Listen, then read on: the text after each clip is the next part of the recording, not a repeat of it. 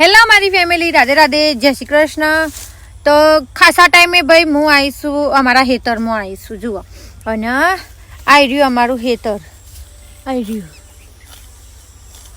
ભાઈ. અમે વાવીશ ઝાર વાવીશ અને ઝાર વાવીને વિચાર્યું હતું કે પૂરા કરશું, પણ પછી એમથી પકાવીએ તે અમે પકવી.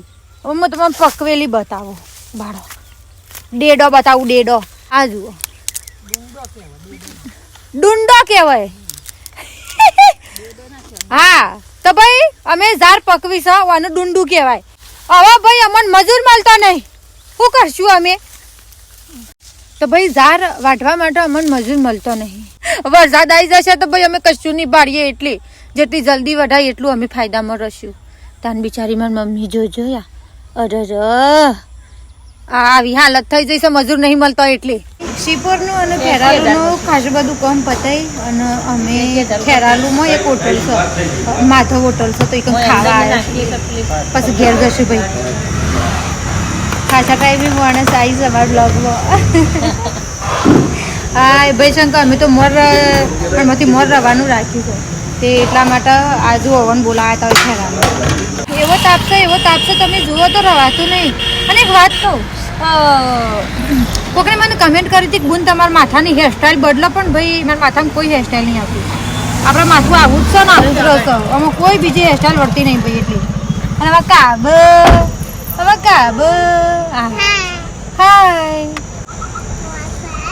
જોરથી કે અમે ફરવા જતા હતા. આજની આખા દિવસની દોડધામ પછી અત્યારે અમે શાંતિથી બેઠો છીએ વાયરું ખાવા માટે. ઓબો ના જુઓ, અમારો ઓબો બેઠો છે કાઉન બે. હા તો અમે બે જણા નાસ્તા કરીએ છીએ જુઓ. કેમ કે અમને ભૂખ લાગી છે ભાઈ, એટલા માટે અમે નાસ્તો કરીએ છીએ. અમે કહેતા હતા કે અમારે ઝાર વઢાવવાની છે, તે અમારી ઝાર વઢાઈ જઈ છે, પણ બહુ મોંઘી પડી ભાઈ અમને ઝાર. કેટલા પૈસા લીધા એ હોય બોલો, એટલું વાઢવાના. તાનું મજૂરોએ ફાયદો ઉઠાવું છું પૂરેપૂરો.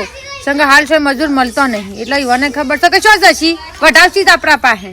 ને મજબૂરીનો ફાયદો ઉઠાવવામાં આવે છે પબ્લિકનો, કારણ કે વરસાદની આગાહી બોલો છે, એટલે મજબૂરીમાં ભાઈ અમારે પૈસા આલીને, વધારે પૈસા આલીને ઝાર વઢાવી પડી. ભાઈ ખતરનાક છોકરો રમું ત્યાં. આવું તો મને ગામડામાં જોવા મળશે, સિટીમાં જોવા નહીં મળે. ના કાકા